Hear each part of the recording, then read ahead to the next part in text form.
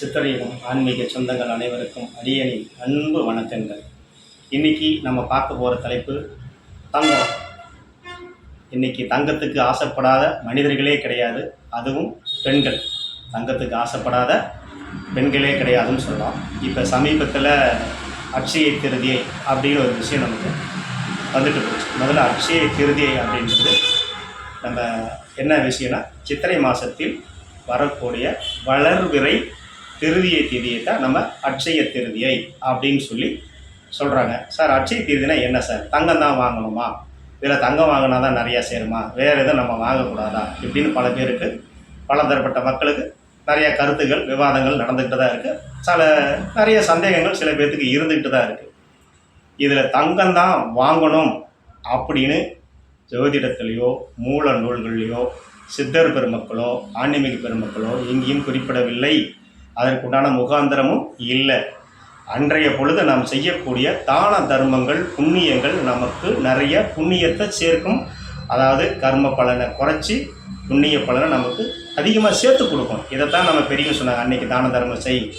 அன்றைக்கி இன்றைக்கி பார்த்தீங்கன்னா வெயில் கொளுத்துது. இன்றைக்கி நம்ம என்ன புண்ணியம் செய்யலாம்? இன்றைக்கி நீங்கள் அட்சய தீர்தி என்னைக்கு ஒரு மரம் நட்டு வச்சிங்கன்னா அது பல தலைமுறைக்கு நிழல் கொடுக்கும். நிறையா நமக்கு புண்ணியங்கள் கிடைக்கும். அன்றைக்கி அன்னதானம் பண்ணுங்கள். வயசான உங்களால் முடிஞ்ச பேர்த்துக்கு ஒரு 2 பேர்த்துக்கு ஒரு தான தர்மம் பண்ணுங்கள்.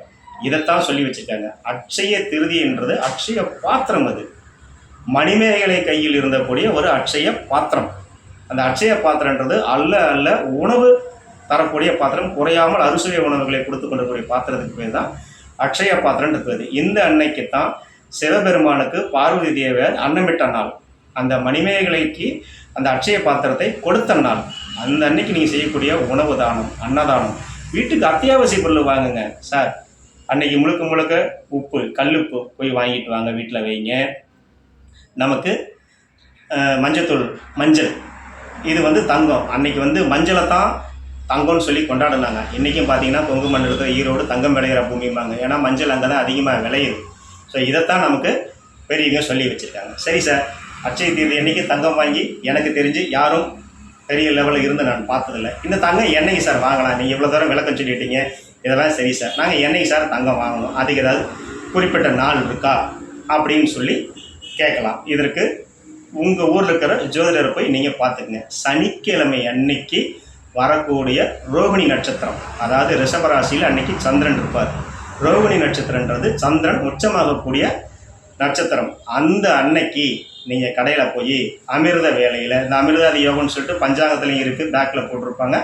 உங்களுக்கு உள்ளூரில் இருக்கக்கூடிய பக்கத்தில் நெருங்கின ஜோதிடர்கள் இருக்காங்கன்னா, சார் இன்னைக்கு சனிக்கிழமை வரக்கூடிய ரோகிணி நட்சத்திரம் என்னைக்கு வருதுன்னு கேட்டு, அன்னைக்கு அமிர்தாதி வேலை என்னைக்கு வருதுன்னு கேட்டு, அந்த அன்னைக்கு நகைக்கடையில் போய் உங்களால் முடிஞ்ச ஒரு குண்டு முடி தங்கமோ ஒரு போட்டு தங்கமோ உங்களால் எவ்வளோ முடியுமோ அன்னைக்கு வாங்கி அதை சேகரிச்சிங்கன்னா கண்டிப்பாக உங்களுக்கு தங்கம் படிப்படியாக சேரக்கூடிய வாய்ப்புகள். இதைத்தான் ஜோதிடத்துலேயும் முன்னோரு நூல்களையும் நமக்கு பெரியவங்க சொல்லி வச்சுருக்காங்களுடைய அட்சய தீர்தி என்னைக்கு தங்கம் வாங்கினா தான் தங்கம் சேருன்றதுல எங்கேயும் இல்லை.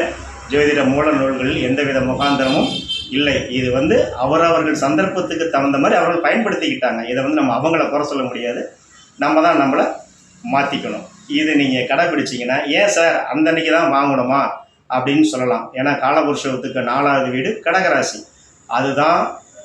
அது சந்திரனுக்கு ஆட்சி வீடு. சந்திரன் தான் குபேரன். அங்கே புனர்பூச நட்சத்திரம் இருக்குது. குருவை நம்ம தங்கம்னு சொல்லுவோம். அங்கே தான் குரு உச்சமாகிறார். ஸோ அப்போ அந்த சந்திரன் உச்சமாகக்கூடிய காலபுருஷத்துக்கு 2வது வீடான ரிஷபராசி வருமானத்தை சொல்லக்கூடிய இடம், அதான் காசு சொல்லக்கூடிய இடம் தான். அப்போ சந்திரன் தான் குபேரன்.